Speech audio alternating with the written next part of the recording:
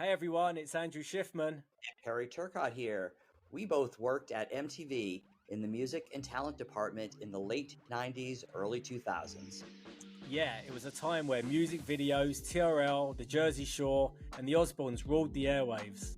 Yes, Andrew, those are some great years. So tune in every week as we catch up with old MTV co-workers, record label execs, VJs, and artists. I can't wait, Perry. We'll give you insights into meeting superstars before they were superstars and some juicy secrets from that golden age of MTV. So grab your headphones and get ready to relive the era of music television and the people who shaped a generation.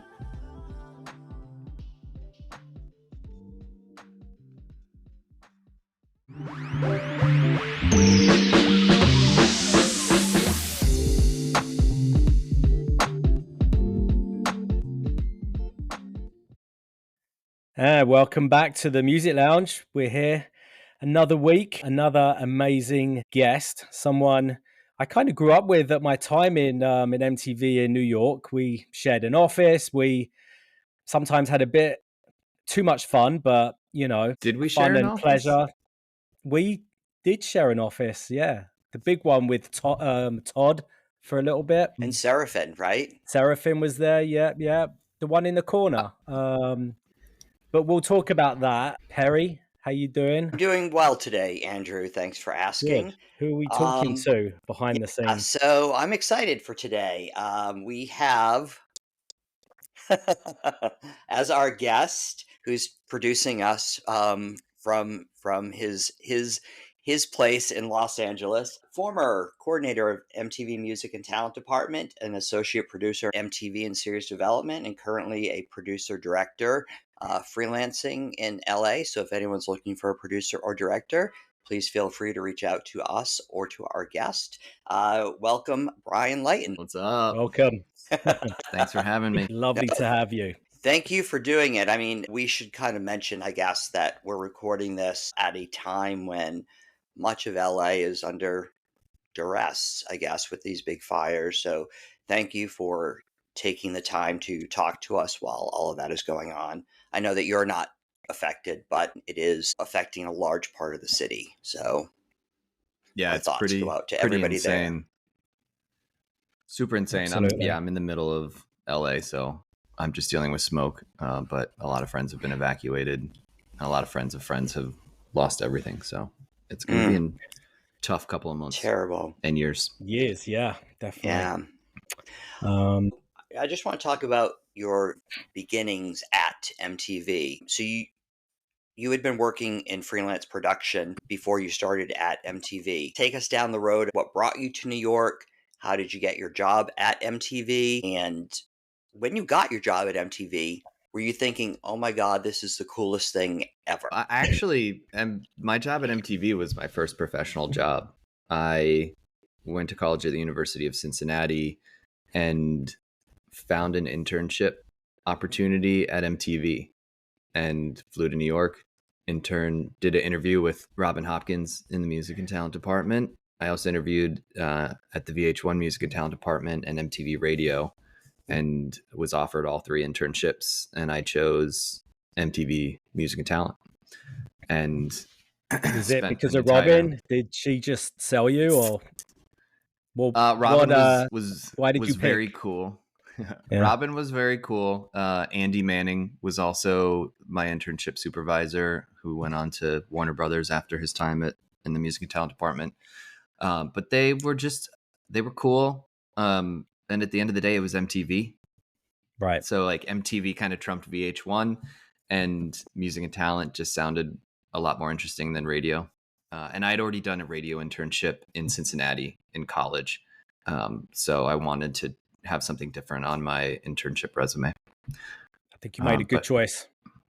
Yeah, I interned in September of 2000. But 6 weeks into my internship, there was a director in the music and talent department that needed a new assistant, and they asked me if I wanted the job. And I said, yeah, because they were going to pay me. So I still had to do my internship duties, but I was someone's assistant, and I could have dropped out of college and kept that job. That it was known that it was my job if I wanted it. but I chose to go back to school and finish. But I stayed in really close contact with Robin, and I actually got to come out and work the VMAs in 2001. I was partnered with support for Tom Calderon, the head of the department, and I want to say we were with Michael Jackson the whole night. Whoa. Which was really cool. No, that isn't too bad. I started at MTV in 2000 as well. So we pretty much started at the same time. Yeah, I started my full-time job with Music and Talent in 2002, in May of 2002. Okay. May 9th, we came 2002. to New York. Yeah, we came to New York at the same time. And we were around the corner too. I was in programming. Yep. Yeah, you were right around the corner. Yeah. And I was in the very coveted first spot as you walk in the Music and Talent department. I don't know if it was coveted. Yeah. It was kind of annoying, but it worked because I was the first person anyone ever saw. I learned how to use all the equipment in the conference rooms and the Music and Talent. That was lounge. Key. You were the golden boy. Like nobody else. There was like 3 people that operationally knew how to use all the equipment. So I got to sit. Cool was it? So honestly, that was the best decision one day, was to learn all the equipment. And I just became the go-to. So I got to sit in meetings with like these, like Bono and Jay-Z and all these people that no one else in our department other than like 3 people got to sit in, because someone had to operate and sit there and operate. How cool is that? Exactly. CD player, the VHS player, whatever it is. It was very intimidating running that equipment if you had a meeting and you kind of knew how to run it, but every time you were like, is it going to work? Shit, you know? I mean, there was a conference room right next to it, and it was one of the bigger conference rooms, and there'd be days where like Van Toffler or Judy McGrath would come around the corner and just be like, do you know how to use the conference room technology? And I did. So those people knew who I was just because I knew how to operate the video VHS player. Yeah. Or the beta machine. Yeah. Yeah. You basically made yourself indispensable to them.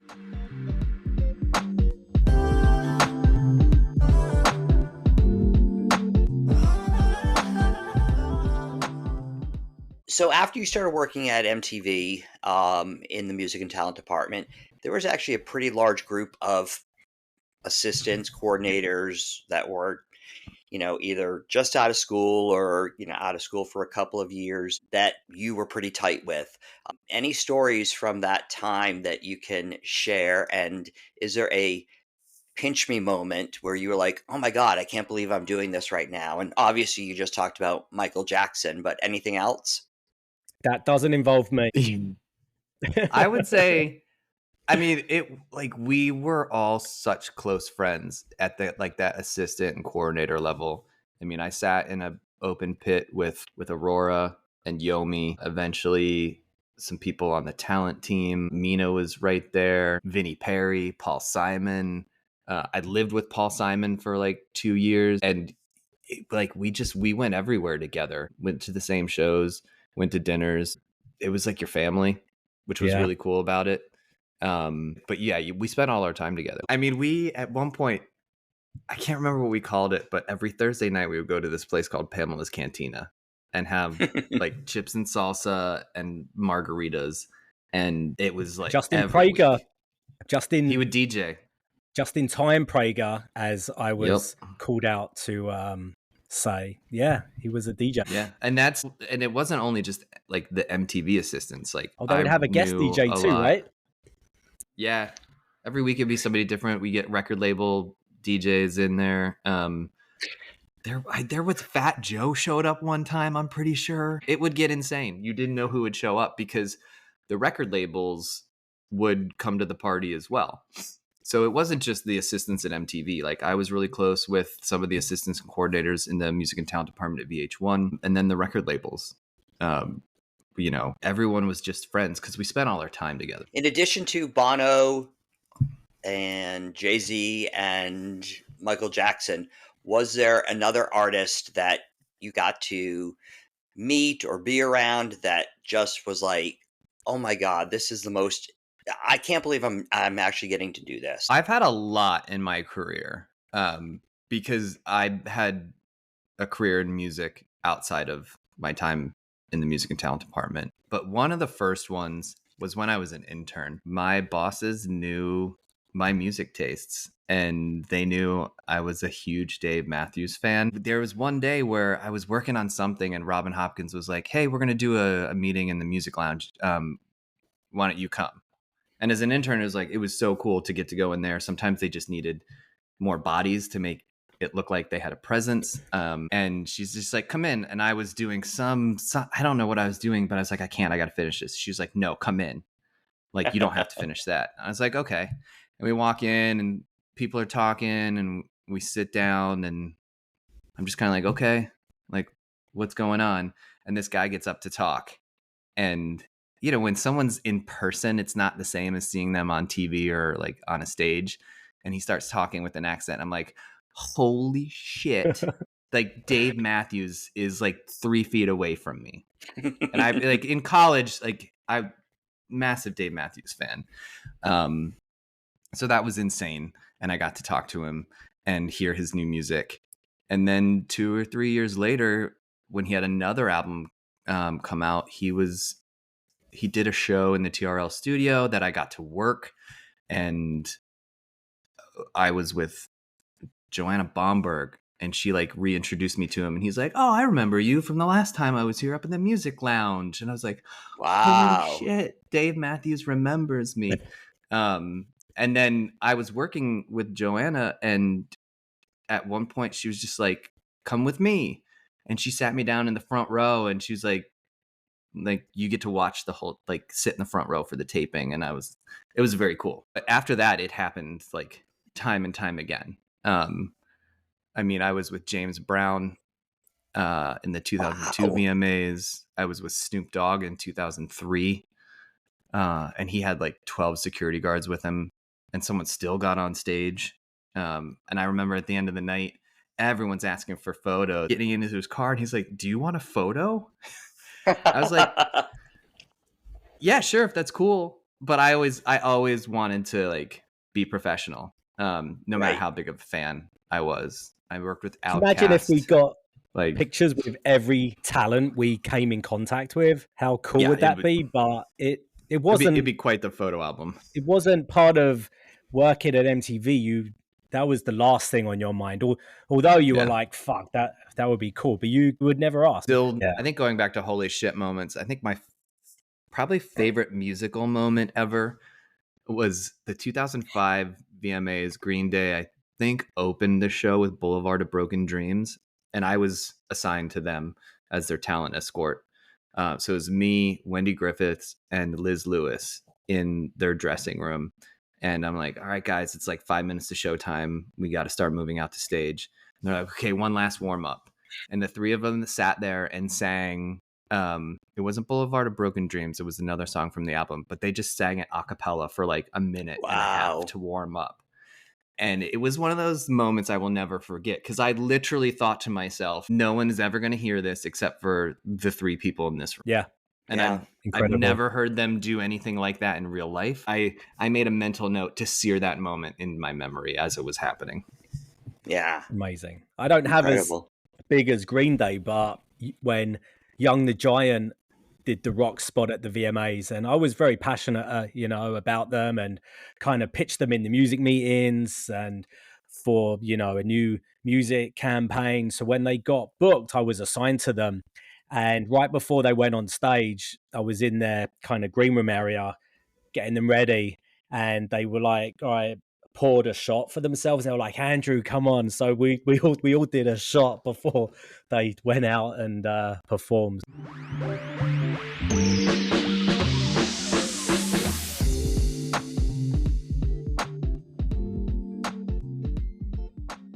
Those moments of artists that we supported and pushed. I know for me, the first big one was Evanescence.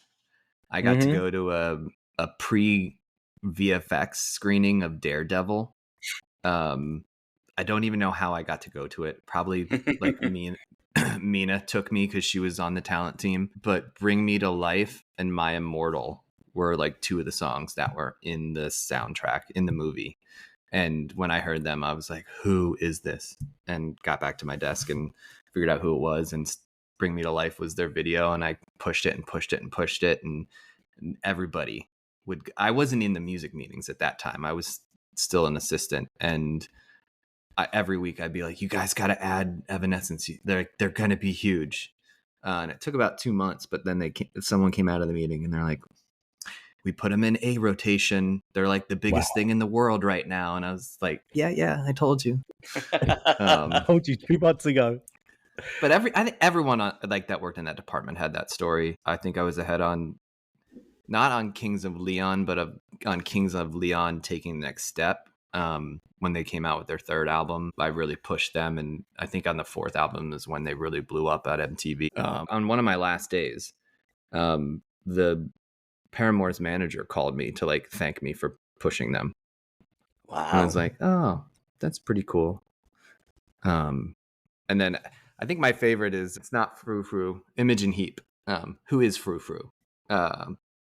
She came out with her own, like a music under Imogen Heap instead of Frou Frou after the Garden State album. And it was an amazing song. It's been sampled like 100 times, but the video wasn't that great. And no one wanted to add the song to MTVU at the time, let alone MTV or MTV2. And I thought it was an amazing song. And it was technically, it was Frou Frou, who had a huge following in the university world. So I'd push it every week. And eventually, I think it was Yomi who was making the decisions. And I think he was just sick of hearing me like bring her up.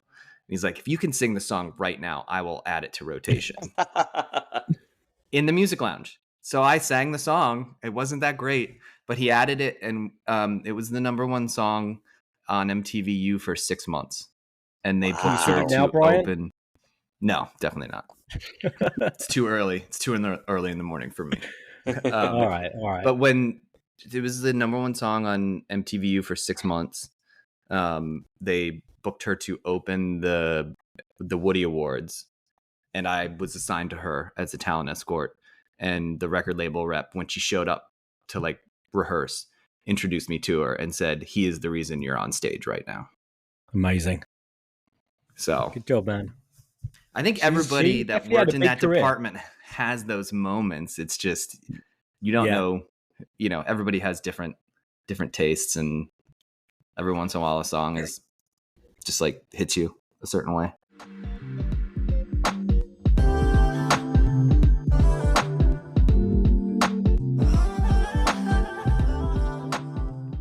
Being an assistant in that department, especially for who you were working for, you overheard or were in meetings with some very secretive planning. Was there anything that was so hard to keep a secret, like a special VMA performance that only 2 people knew about? Yeah, I'd say the biggest secrets really were around the surprise performances at the VMAs. Right. They would announce a lot of them, but there would always be some last minute additions or a special performer in somebody else's performance. Because I worked for an EVP and an SVP that were running the music side of the VMAs, I got to go to all the closed rehearsals.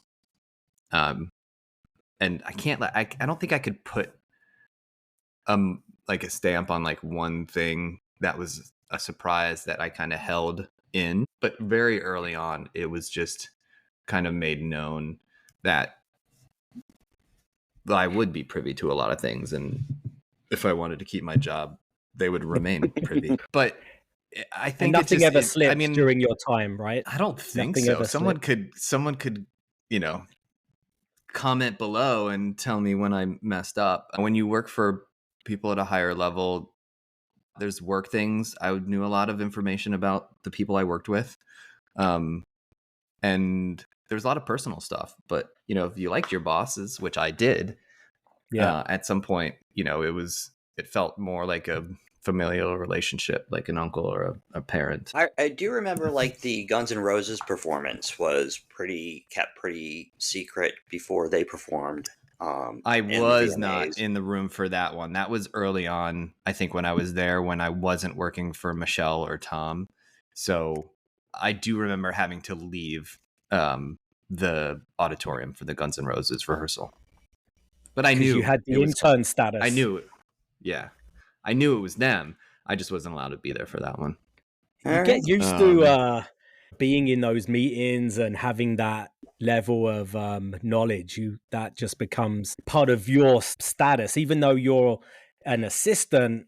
It's at a very high level, and the knowledge and the conversations, and you had a voice too. I'm sure if you were to bring something up, even as an assistant, you still had a voice to who you worked with, and they trusted you. So I'm sure you were very influential throughout your time there, Yeah, not they being a big exec. You were still an instrumental part of the team. well, if you think about it too, the closest people at MTV to the target audience were the assistants and coordinators. You're talking about 20 to 25-year-olds.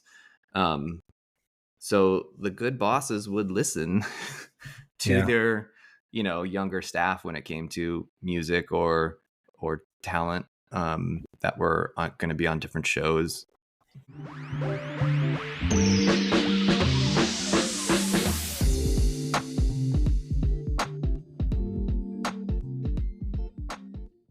I do remember a time where we had a meeting brainstorming for the VMAs in the music lounge, and I was taking notes, and I had to write up the notes from Michelle Dix, who was my boss, and she's like, write them up in an email, send it to me, and add whatever you want at the bottom. And I was like, okay, cool. And I said, it'd be great if Jay-Z did 99 Problems with the rock group, since it's such a rock centric song. And I love Linkin Park, so I was like, it should be Linkin Park. Shut the fuck up. And yeah. And Michelle was like, that's a really good idea. We're gonna pitch it to Jay-Z first. And Jay-Z was notorious. Jay-Z and Beyonce were notorious. They always went on vacation the 2 weeks before the VMAs. So Oh, wow. it was rare for them to be performers on the VMAs.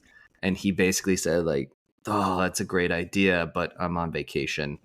If I was going to do it, they're the only group I'd want to do it for.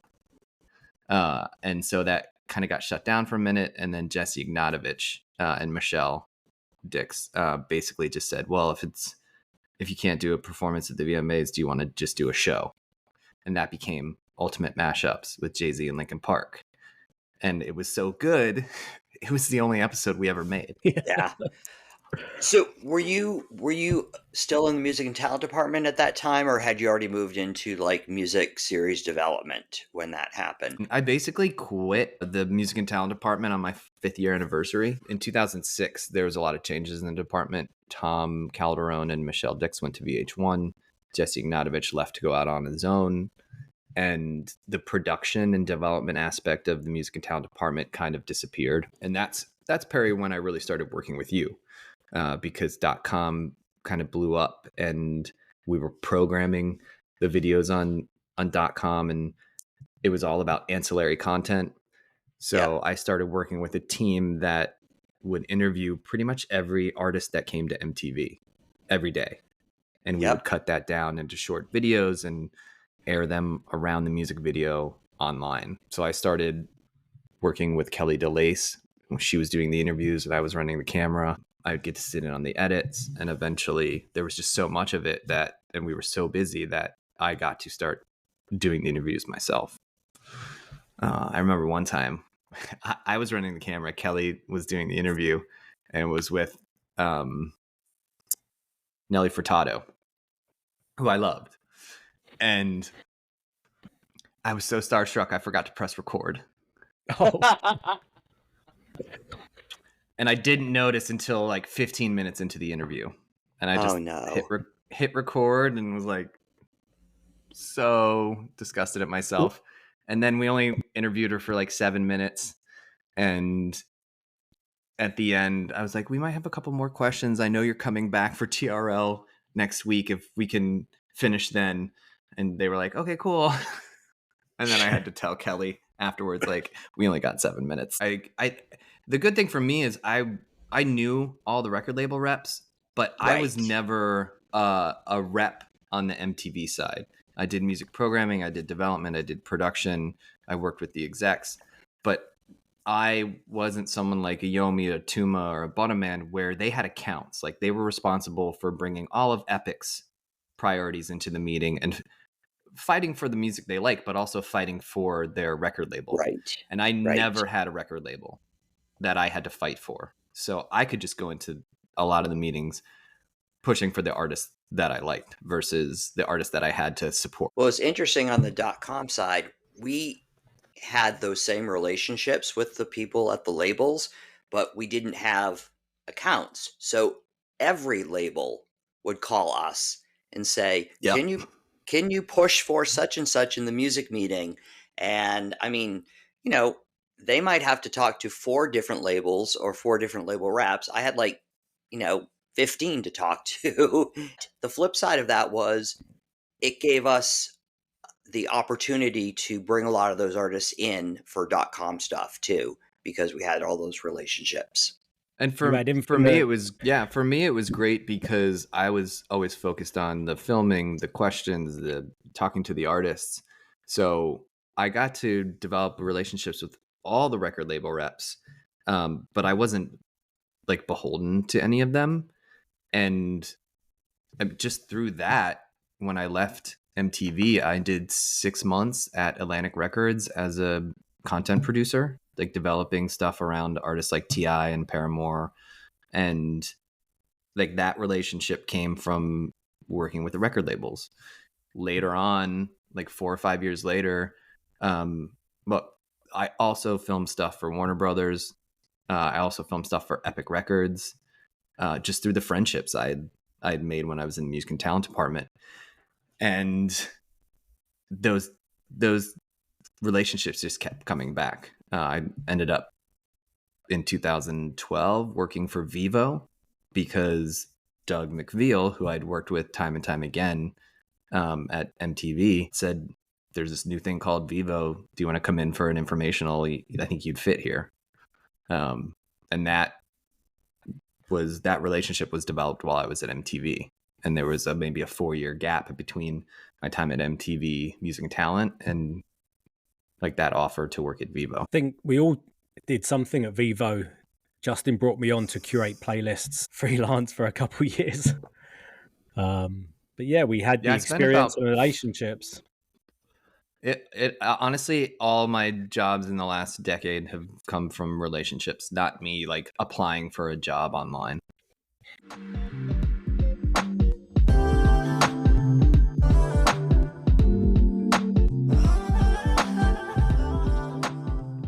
Getting back to music series development, did you ever have a meeting with an artist or artists that you guys were thinking, oh, this could be a really great show? I wasn't really involved on that level. I got to film a couple of times. I was like 12th camera operator on U2's Jammed.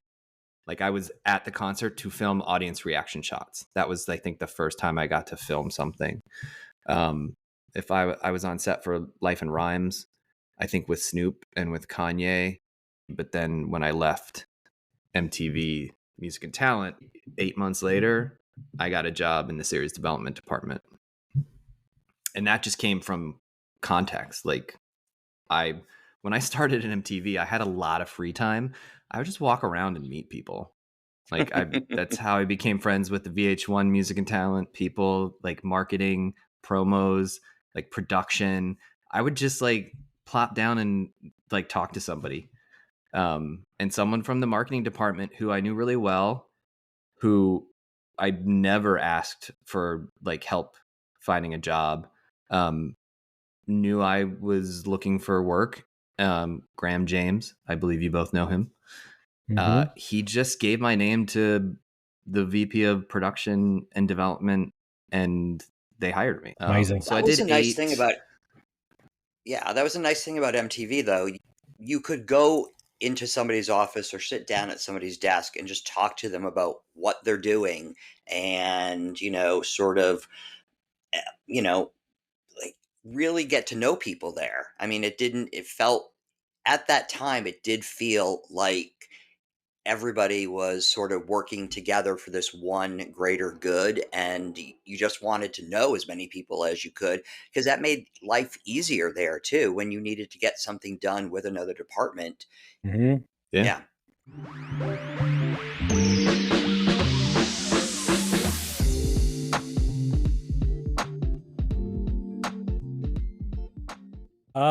We're going to throw a little quick fire trivia to you. We're going to God. test your knowledge with some historical questions that you should be able to answer. Historical, Ready? like 2000 historical, or historical, like Yeah, like since 1887? during your time at MTV. So let's see. Okay. All right. You worked on Made, the MTV series. What Yep. artist did the contestants perform with at the finale of the show that you worked on? I worked on.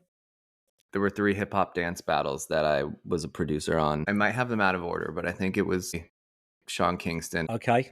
Bonus question. What was Sean's hit song that he performed in that episode? I want to say it's called Fire Burnin', but I don't know if That was that's the one. actual song Yeah. name. Beautiful Girls. Yeah. Yeah. That's. So I you can't went remember which to one they danced to. Yeah. so you went to school in Ohio, Cincinnati. Is that where you grew up? Or Yeah, I went to the University of Cincinnati, and I grew up about 30 minutes outside of the city. all right, cool. So rural. Can you name an MTV boy band that also originated from Ohio, close to Cincinnati?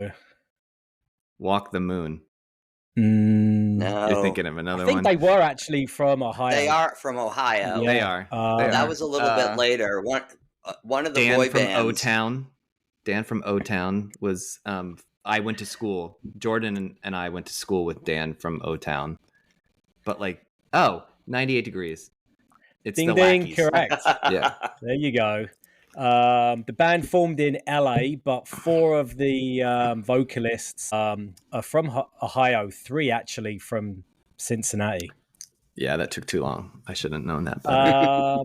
Can you name 3 venues that hosted the MTV Video Music Awards? I was at the Opera House for 1 in New York City, maybe 2. I was at Radio City for a handful. I was in Miami at the American Airlines Arena, which is probably some kind of crypto arena. I was in Las Vegas. Las Vegas was my last one, and that was spread out, I think, over 2 or 3 different hotels, like maybe the Palms. Correct. Yeah. Others were Staples Center, Prudential Center, USB Arena, Barclays. Can you name the year and venue for the first MTV Video Music Awards? No. I wasn't. You're just like, I honestly, I never born? ever thought. I was born in '79 and it started in '81. Okay. I don't know what year the first VMAs were. I don't. Sorry I'm going to if my say they were dogs at the are Opera barking. House. Was All it the right. Opera House? Yeah. Was the first one? It was 1984, 92. Oh, wow. 84 at Radio City. Okay. You already answered this next and last question. So, what 2 groups released the iconic mashup in 2004? I mean, it's Jay-Z and Linkin Park. 99. It was amazing. Yeah. But those ideas spark from somewhere, you know? I know that they thought this could be a series of specials. Were there other artists that you either approached to do it, or that you at least thought maybe this rock artist and this hip hop artist would actually work well together? Yeah, the second episode was supposed to be Ludacris and Green Day. We had a producer actually mix 3 songs from each of them, and I think I actually still have those mixes. And we went out to Green Day and Ludacris, and it just their timing didn't work out. We did with Jay-Z and Linkin Park. They went into the studio for a weekend, and part of the special, besides the performance, was behind the scenes footage of them re-recording some of the music. What made that episode so special was that the Mike Shinoda had a little mini studio in their tour bus, So when we approached him with the idea, he started working like immediately on the music of Wow. it, so that when they got in the studio, they knew exactly what they were doing. So at the end of the day, the time commitment of probably like a week and a half of working on the music, re-recording some stuff, doing behind the scenes, doing a concert, it just didn't work out for Green Day and Ludacris. I know we talked to Pink. I can't remember what artist we were gonna pair with Pink. I think we talked to the Pink Strokes. and Missy would have been amazing. Yeah, we talked to the Strokes at one point, but just Wow. nothing ever materialized. So when instead of you- becoming a series, it was a special.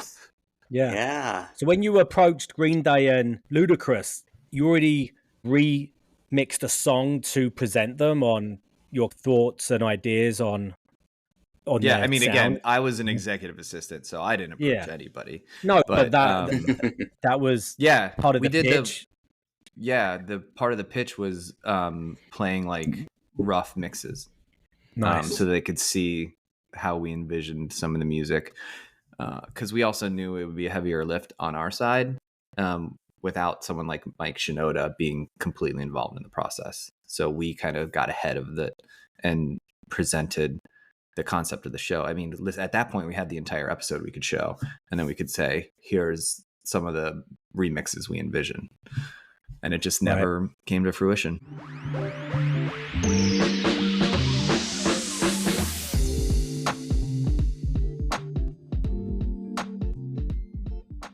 Going back to our friend Jordan, he was pretty instrumental during that time working at Interscope and Epic with MTV, and you as well in the department.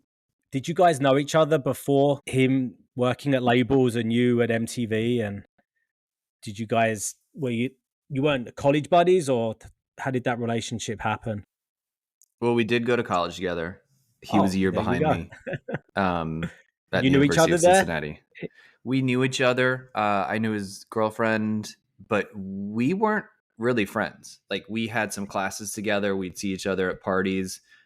So we knew each other, but we didn't spend time together. We didn't play football together. We just knew each other. Right. And then Andrew Luffman right. left his job as Hervé and David's assistant, and they hired Jordan to replace him. And one day Andrew called and said, "Hey, I'm moving on. There's a replacement I'm introducing everybody to. You might know him. His name's Jordan Glickson. He's on the phone." And I was like, "Oh, what's up, man?" And then I would say that was the beginning of the greatest bromance in the music industry ever. But yeah, we became best friends. Like, hang out all the time, like going to the same shows. We lived together for a year or two. I was the best man at his wedding. His kids call me Uncle Brian. Like, whenever I come to New York, I stay with them. But yeah, we became very close friends while we were working in the music industry. And then at Vivo, and again, like you were saying before, where everyone that you had direct connection with, whether they were at labels or internally, you were like family. So the fact that you had a little bit of history and he was in the building, you probably saw him every day, just he was coming to MTV to pitch, just made it that much closer. So MTV may be influenced or, brought your bromance to a different level. Yeah, I think everybody probably had one or two like best friends that either they worked in the same department with or they worked across like labels with. But yeah, we spent all our time together. There'd be nights or weekends where, like, Robin Hopkins and me and a couple other people, we'd come in and watch movies in the music lounge. And we were we were watching movies in the music lounge on our days off with people we work with. Like, yeah. That's kind of insane. Think about that. There was one year where we watched, we came in and watched the first two Lord of the Rings extended versions. We started at 9 a.m. And then we went to the third movie in the movie theater. Like, yeah, We spent a lot of time together.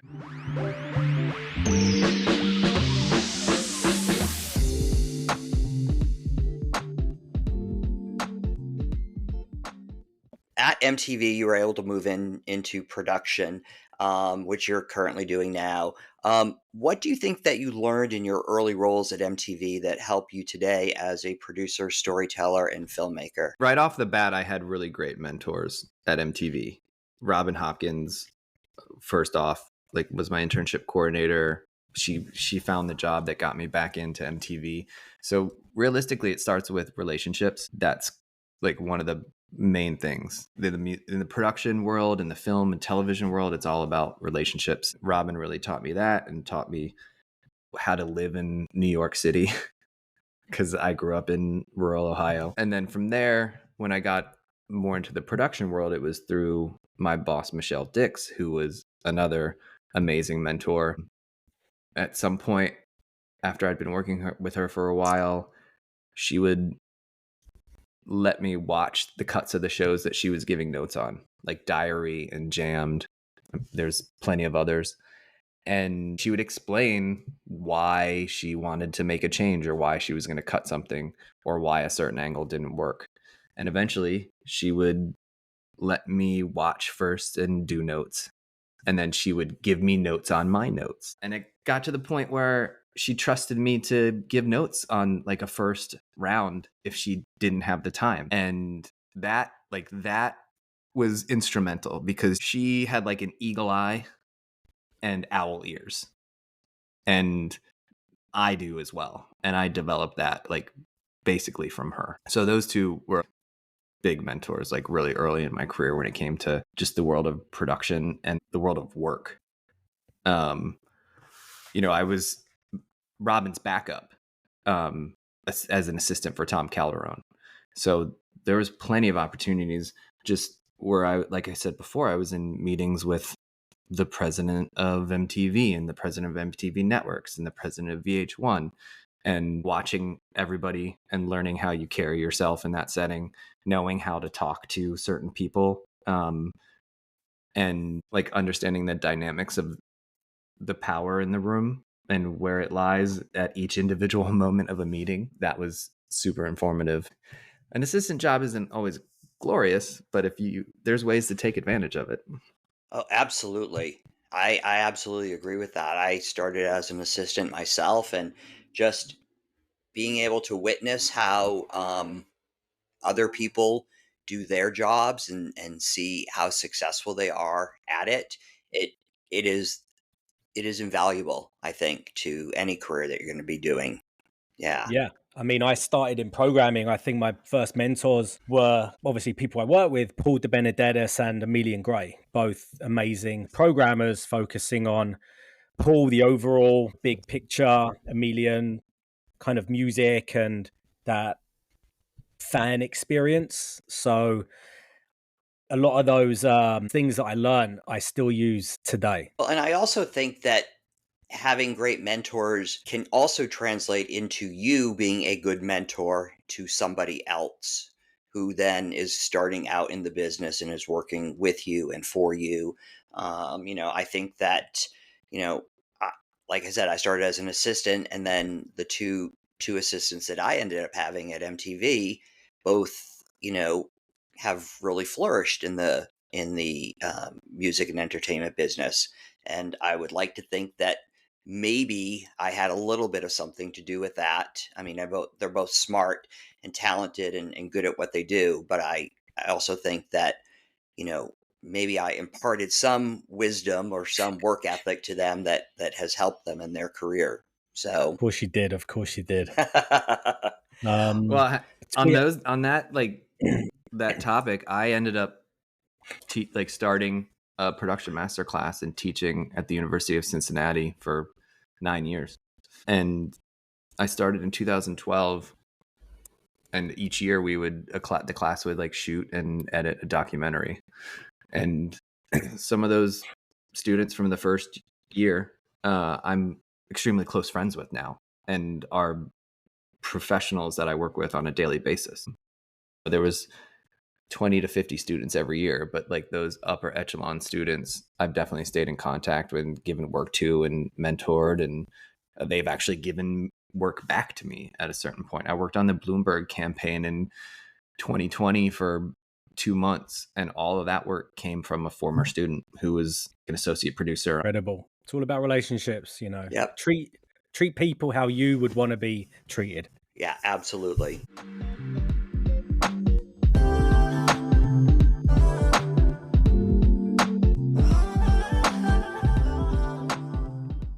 We're going to wind it down. One last question for you, which we ask everyone at the end of our conversation, is we've attended so many shows in some incredible venues. Do you have a favorite New York or LA venue? And do you have a favorite show? I mean, there's so many, like Hundreds. A lot of shows. Or just a favorite venue? I really enjoyed the Limelight. I only got to go to it a couple of times. I just thought it was like a cool venue, like multiple levels. It used to be a church. I saw Lenny Kravitz there, which was really cool. I worked a little bit on the $2 bill series, so I got to go to Philadelphia and see the Foo Fighters at the Music Factory there. That was a really cool concert. I fell asleep at the Radiohead $2 bill in New York City. I was going to say that was one of my favorite shows. I kind of. It was a long show too, right? I had been working on a special, I think, for Paris Hilton. She had an album coming out, and I worked like overnight and into the next day, and then I had tickets to the concert, and I like 10 minutes in, I fell asleep and slept through the whole concert. I kind of did the same thing at that show too. Yeah, guys, I know. But as like Mercury Lounge, I really love the Mercury Lounge because it's just so small and contained and intimate. I love that venue. Yeah. Bowery Ballroom, Webster Hall, Roseland Ballroom, rest in peace. Yes. But honestly, like my favorite venue in the entire world is the Hollywood Bowl. Like I've been to like every year my birthday, me and my friends go to the Hollywood Bowl. It's usually the LA Phil performing. I've seen them there a bunch of times, but I've seen movies where the movie plays and the LA Phil performs the soundtrack live. Oh, wow. I saw the 20th anniversary of Death Cab's Transatlanticism, where Postal Service opened for them themselves. And that was an incredible show. But like, yeah, Hollywood Hills or Hollywood Bowl and the Hollywood Hills, very close to the Hollywood fire a couple days ago. So luckily it's still there. But yeah, like this, this is epic outdoor venue that's just phenomenal. You ever been up to the Santa Barbara Bowl? No, not yet. I was supposed to go like 2 years ago. I saw Radiohead there. I did not fall asleep, but that's another venue where it overlooks. You know, you have the ocean. I've never been to Red Rocks. That's probably on my bucket list as outdoor venues. It is one of my favorite venues. I'd put it in the top 5. I was there. I filmed. Who did you see? So I was working at Vivo at the time, and I was developing new shows. And one of the shows I was developing was called Tour Exposed, and it was like a day on the road with an artist. And the pilot episode we shot at Red Rocks with LMFAO. Oh shit! but this was a time where it was the beginning of the end. They didn't want to be on camera together, so I had to interview them separately. Oh, and man. The cool thing about it was like up until like 3:00 of that day, it's a park, so people are there running the steps and like taking photos, and then they kind of clear it out for the concert. But when you're behind the scenes, because we got to go everywhere, you go to like a dressing room or catering, and every room has 3 walls, and the 4th wall is the rock because it was literally built into the rock. And it was really cool. It was probably one of the better episodes of the show. And the whole day I'm just like, I need the two of you together on camera saying, hey, this is LMFAO and you're watching Tour Exposed on Vivo. That is the only thing I really need. That's it. All the other stuff I can figure out. Did it happen? Well, one of the guys was like, I don't know, man. Like, It's probably not going to happen. And You're literally, like, one of you do the first half of the sentence, the other one do the Yeah. second half, and I'll edit it together. so we're Stand in standing the on same spot. stage. Yeah, we're standing backstage, literally this is beside the entrance to go on stage, and we're getting this cool shot of the two of them, like, and just one of them, I don't remember their names, Red Foo and something else. The one with the big bushy hair turned around and was like, "What was that line you needed again?" And Oh, I you just got it. rattled it out, and the two of them did it like pros and literally ran out onto stage to start the show. Like, they gave it to Nice. me a second before the show That started. was a gift. That was a Yeah. gift. Yeah. I want to go for a band that I love, but I think if I just get an opportunity, and I'll just see whoever's playing. But it'd be nice to go and see a favorite, or see if Oasis books there next Tickets year. I'm not buying. No thanks. I I'm know. good. I know. They were never big for me. Like, it just, Right. yeah. That's one band I probably spent way more than I needed to go see them in London next year. Well, this year, holy shit, this year. And then The New York. crazy thing is 5 to 7 years in the music and talent department. And just from those relationships, when I jumped over and started working on Made, I still went to a lot of shows. Yeah. Like, Jordan would take me to shows, but I still had other friends. I did start booking talent on Made on like regular episodes. So I still got to go to concerts. And then I started working at Vivo, and I got to go to all the concerts. I don't think I truly paid for a concert ticket until 2019. Yeah. And at that point, 2,000 plus shows I have to have been to. And I didn't start wearing headphones until like 2013, or in-ear plugs, like specific for performances. I should have started that a lot earlier. Well, I think now labels get very few tickets, and if you want to go, they can guarantee you a ticket, but they send you a buy form versus a show that you want to see that sells out in like a minute. So at least you can guarantee a reserved good section, but you pay face value. So that's where we are in the industry now. At some point, Jay-Z and Justin Timberlake did a concert series together, and me and my friends, Jordan, a couple other people, we did do the buy form, and we bought tickets and saw them at the Rose Bowl, which was actually a pretty cool venue. Yeah. If we're going to tie it back into what we're doing nowadays, I'm a supervising producer and writer for the Rose Bowl, or for the Rose Parade presented by the Tournament of Roses and Honda. So I spend like November and December writing script, filming pre-tape packages, and then my call time for the parade is midnight on January 1st, and the parade starts at 8 a.m. Wow. I know that is an annual thing, and people come out every year. I saw on the news they interviewed this family that were like, we've been coming for 20 years, and my parents came and grandparents and blah blah blah. So it's just a tradition, right? As well. It's a big tradition. It's a 6-mile parade. I want to say there's a minimum of 700,000 people in attendance every year. It's massive. And this year it was like a throwback to my Vivo days, because out of the 7 performers, one was Betty who like her big hit was when I was at Vivo, and then Kaisa, who had a hit called Hideaway when I was at Vivo, and then Aloe Black, who had Wake Me Up and a couple other songs when I was at Vivo. So it was like a 10-year time capsule for the performances this year. I think across all New Year's Eve performances was a bit of a throwback. Debbie Gibson singing Electric Youth. Yeah. Exactly. All right. Perry, good to see you. Good to see you too, Andrew. Always good to see you. We'll catch everyone back next week. Thank you for listening. All right. Bye-bye. Bye.